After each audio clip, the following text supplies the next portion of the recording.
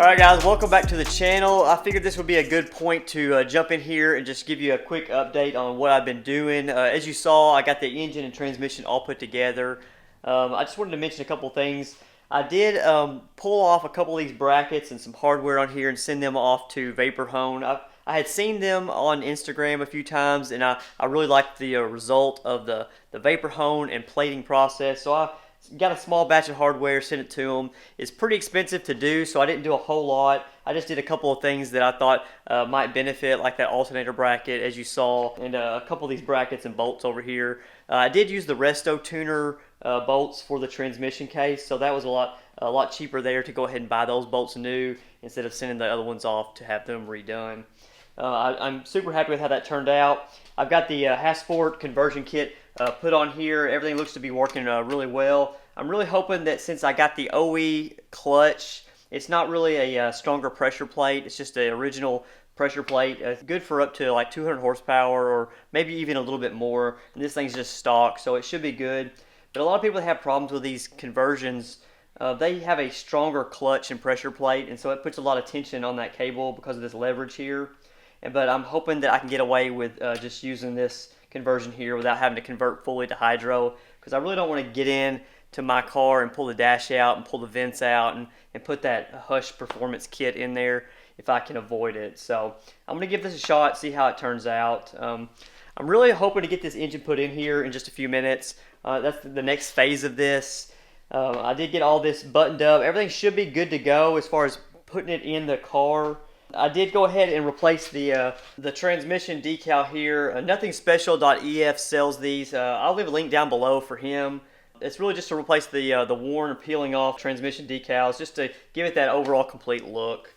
The next thing I'm going to do is really kind of talk about the mounts here, because this is a B18C Type R engine, and it does sit higher than the B16. So I did have to come up with some spacers here. I've got some aluminum spacers put in there. I'm going to leave a link down in the description below for these spacers. I got those on Amazon. They're just aluminum. It's really to space the engine down a little bit, so you really got to be careful. You don't want to go too low because the oil pan will sit too low and cause problems with the header if you have an aftermarket header or the oil pan. I'm going to give this a shot. Someone on Instagram that I've been talking to, they did the same thing, and they got the hood clearance they needed without trimming the hood. So I'm going to give that a shot to space the engine down and see if I can get away with that. If not, I really don't know what I'm going to do yet, so I'm crossing my fingers that that works. So the next thing that I'm going to do here is just jump into this, pull the hood off of here, and just get things ready and get this engine put in the car. That's really going to be a major milestone for me, is getting this thing in there. Once it's hanging in there, it's really just a matter of just buttoning everything up around it. And that's really the easy part. Hard part is just getting it all ready and getting it physically in there. So I'm going to go ahead and jump into this and see if I can get this thing dropped in there.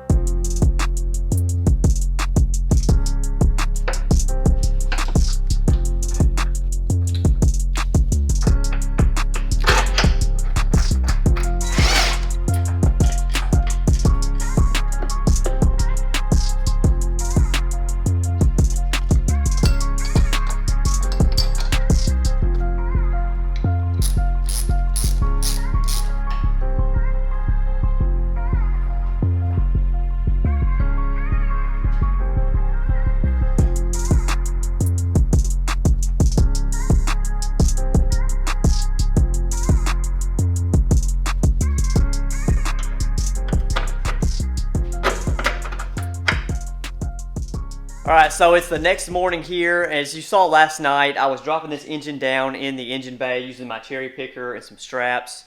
Ideally, I would have raised the car up high enough to get the engine underneath it and lower the car down on top of it.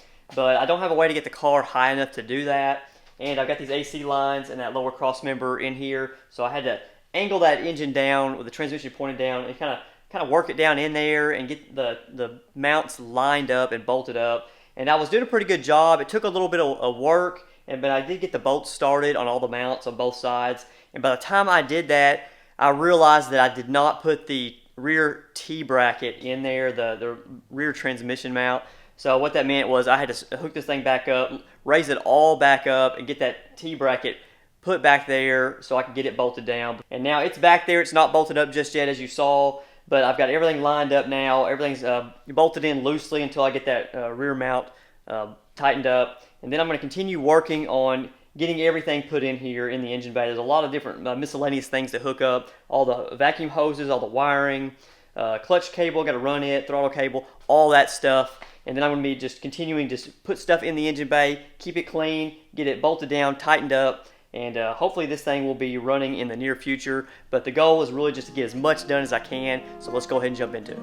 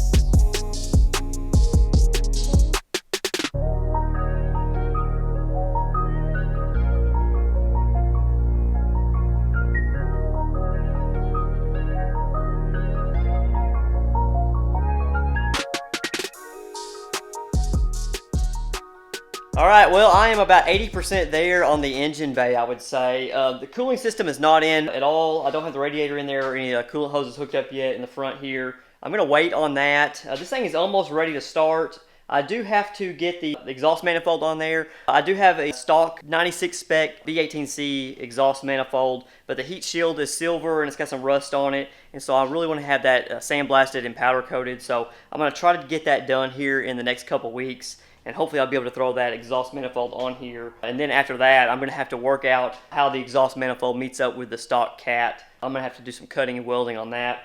That's going to be for a later day though. I do have a little bit of wiring to do up here. The map sensor has to be extended because the 88 CRX is actually on the firewall and the B18 is on the throttle body.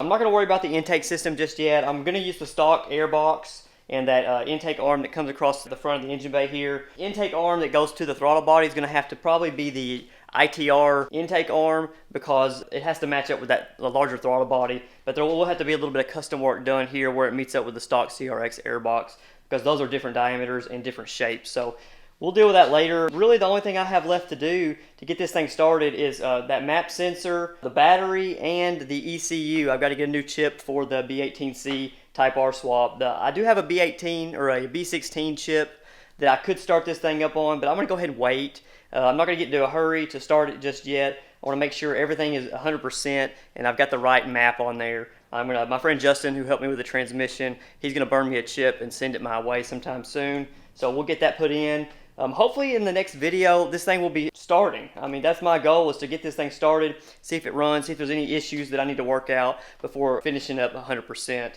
There's one other thing here, this vacuum hose. It's not quite long enough to reach the fitting right here, so I'm gonna have to get a new vacuum hose. I didn't have any here in the garage, so I didn't take care of that in today's video. But all right, I'm super happy with how it's turned out. I'm hoping this thing's gonna be ready to go and hitting the road, and hopefully that'll happen soon.